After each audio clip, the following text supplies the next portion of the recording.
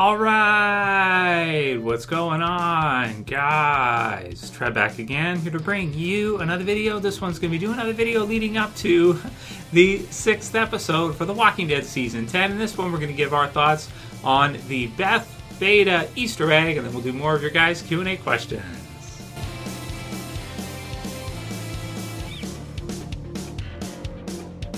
Alright, so we'll start off with this one, then we'll give our thoughts on lots of the different questions and comments you guys have after seeing The Walking Dead Season 10, Episode 5. So it looks like most people were pretty happy with the episode. Some people don't like Negan, so if you're not a Negan lover, or you hate Negan, then maybe you don't like the episode. I saw a few sites, I think, that called it like the worst episode in a while, or the first week episode The Walking Dead's had in a while. And I think that if you don't like Negan, maybe that's true for you. Maybe you thought it was a bad episode because you just don't like Negan. But for the rest of us that really do, we enjoyed the episode a lot. So the link will be in the description to this one for you guys. It's metro.co.uk, and it is about an impressive Easter egg, as they refer to it as, which includes Beta and Beth, and I think confirms that what we saw in Fear with the covers for, was it Vinyl Records? I think it was like Vinyl Records. That Beta is a recording artist, or he's a singer of some kind. Before the zombie apocalypse, he must have been some kind of famous rock star, recording artist, country star, something like this. And that's why, you kind of have him on the cover there. And that was kind of a cool tie-in they did for Fear, to kind of show Beta like that on the cover and the music. And then, of course, now here, too, we have another one with, so what is it here? It sounds like he's singing one of Emily Kinney's songs. So if you guys didn't know, Emily Kinney, who, of course, played Beth in the Walking Dead television series, is also is a recording artist as well as an actress. And since her time from being on The Walking Dead, she's done other shows and other stuff, too, as well. After that ended, I think she was on Flash and some other, lots of other shows and stuff like that, too. So very happy for her that she's still doing well and continuing. And then, of course, continuing on with her music career as well, too, which it sounds like she's still doing. So I guess it must be, if you're doing something, for that many years after, then must be successful to some degree. So congratulations to her. And it says here, so the latest Walking Dead Easter egg could have easily been missed in a blink of an eye, or rather a blink of an ear. That's a thing, right? An innocuous scene between Magna and Yumiko, who aren't exactly seeing eye to eye at the moment, early in the episode saw the two having a tense exchange in regards to a recent spat of supply robberies at the Hilltop, which we sort of kind of found out, I think, was probably Magna, right, that she's been stealing. Then it says here, but sharp-eared viewers might have noticed that there was a greater significance to the scene than simply showcasing a lover's tiff. Magna is seen listening to music on a gramophone during the scene, but which bangin' tune might one of our heroes be listening to in the zombie apocalypse? We hear you ask.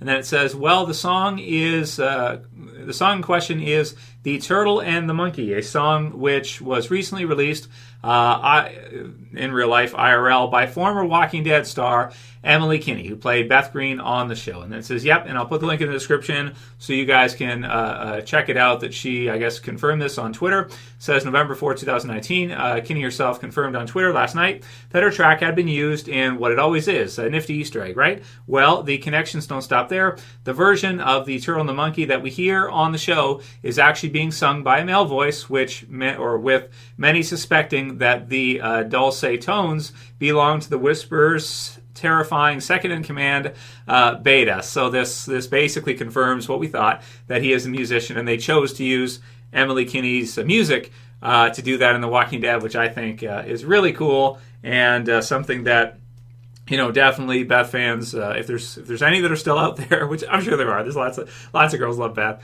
that they can kind of feel good about. So that's very cool. But like I said, check the link in the description to, check it out from her. Listen to, I guess, The Turtle and the Monkey if you want to, if you're into that. I don't know, maybe you can buy it on iTunes or something like this. Whatever, I'm not sure. I haven't really looked into it myself. It's not my deal. It's not my thing. I'm not into that, but, it's cool. And definitely I remember all of the hate and the, how many people were upset when Beth was killed off. There was like a denial thing, and there was a lot of people that, a lot of the girls that identified with it were really, really pissed off when Beth was killed off. Back in season 5, man, think about it. That's Coda. That was Man, that's 5 years ago now. That's freaking crazy, right? So, but it is what it is. And then also the confirmation for us that Beta, in the TV series version, is likely a recording artist, musician, or was. And in the comics, he was a professional basketball player. So they switched it for the TV series for musician, and that's that's not bad. Maybe I'll have to listen to some of the stuff or go back to the scene again to hear Ryan Hurst's musical prowess. I'm not sure how good of a singer he is, but you see it a little bit in the "We Are the End of the World," I think, right, in the promo video they did. So there's that. So let me know what you guys think about that. Number one, a cool Easter egg for Walking Dead alumni, for Emily Kinney, for Beth, and then the other part of it too, which is Ryan Hurst being the one to kind of do that and confirming that Beta is in fact a musician. So then we'll go into your guys' Q&A questions for this one. So Toxic Black Rain said Yumiko is being set up to take Michonne's place in the Commonwealth. So with her being a lawyer, so that's a good call out from Toxic. I hadn't thought of it like that, but it seems that they think way ahead of time, and that's probably true what he's saying, because of course with Michonne leaving and likely never to return for the Walking Dead television series, if they set up Yumiko as a lawyer too, then she can kind of fill that role in the TV series. In the comics later on, Michonne kind of moves into the Commonwealth as a lawyer, and so you have all this stuff taking place. Of course, the TV series, they're thinking on their feet, and they're setting up other people ahead of time.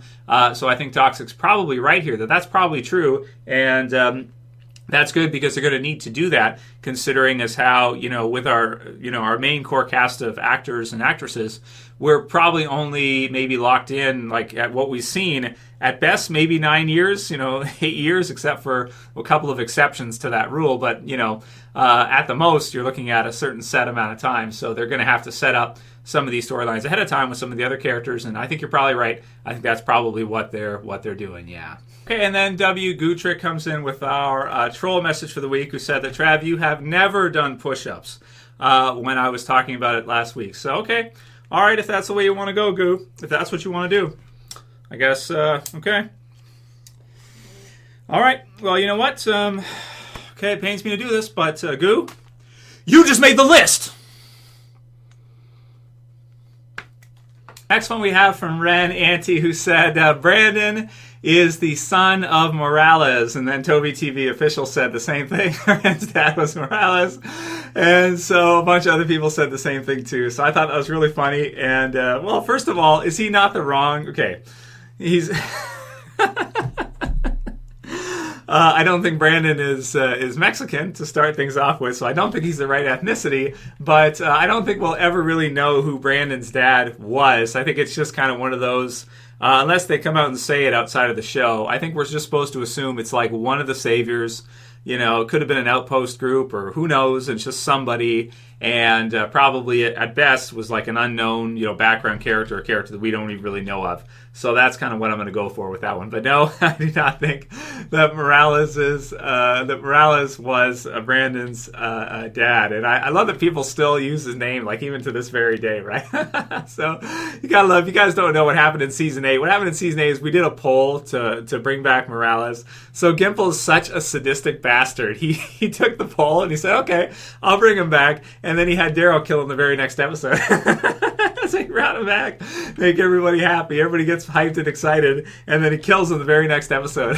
Son of a bitch.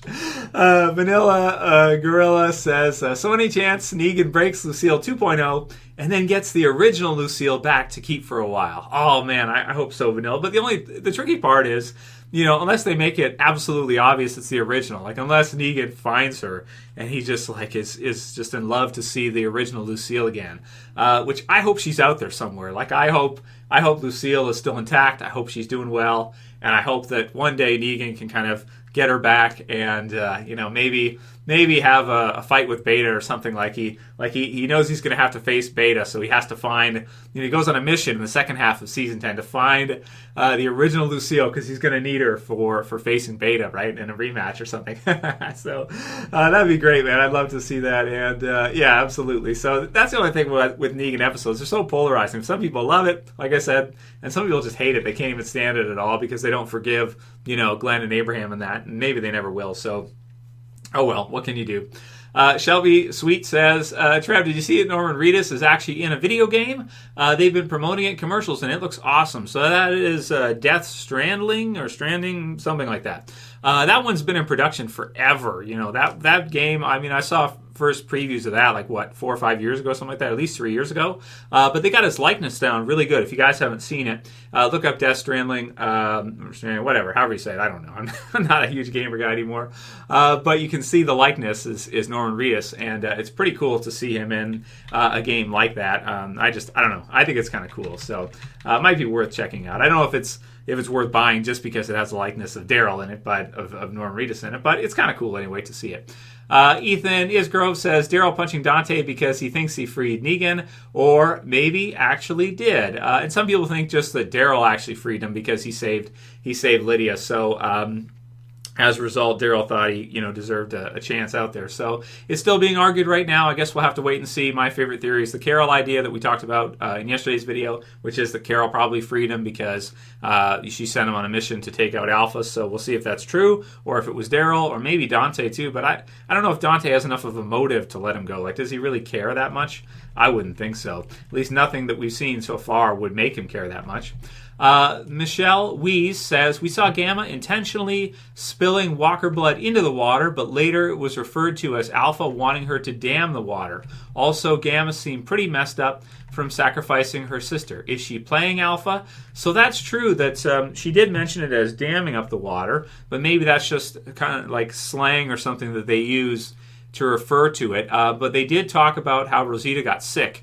So if the Whisperers have been poisoning the water supply with Walker blood to contaminate it and make people sick, it seems like kind of what Alpha is doing is sort of it's pretty messed up. Alpha sure is evil. She's a liar. She is a manipulator. She is a user. She is somebody who it's like a slow death. She doesn't just go in with the herd and kill them right away. She tries to poison them. She sends in Walker herds to tire them out and try to exhaust them down and try to weaken them. She does all these different tactics. She kills a whole bunch of them and leaves them there for the rest of the sea on pikes. So she's pretty vicious, man. So absolutely, and poisoning's really bad, right? I mean, that's anybody who's you get sick and stuff. It's like, oh my god, it feels like you're dying for sure. So Alpha's messed up, man. You'd almost want to mess with Beta. He just beat you to death, but Alpha's gonna do some crazy shit.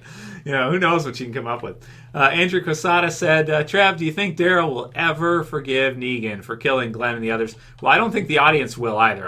So first of all, no, I don't think Daryl will ever probably forgive Negan for what he did with Glenn and Abraham, especially Glenn, because he was closer to Glenn and everything.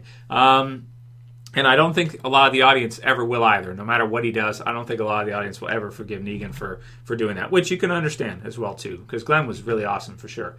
So Johnny50 says, right, so he said that one. And then DF Coin C said that the Trav, it's time to go see the barber. So, yeah, I got to come here, man.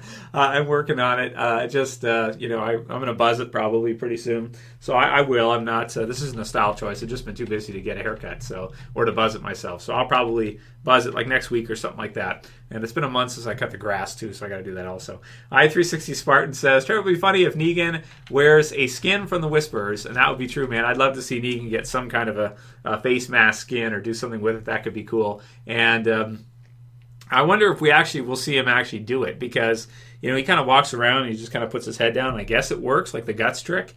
And I guess it's okay, but I'd like to see him get some kind of a skin mask to join the Whispers like that. I think that could just be cool.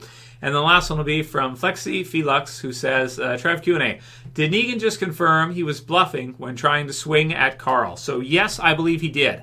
I believe that Negan just confirmed that he never intended to kill Carl. He was always bluffing when he thought about killing Carl. And this is a case where he just kind of revealed sort of that he would really never do it. Now, some people did point out that he did kill Brandon, and Brandon was somewhat young, but I got the sense that Brandon was not under the age of 20. I got the sense Brandon looks to me to be about 25, 30, something like that. He doesn't look like he's a minor. He's not like a kid like Carl would have been at that time.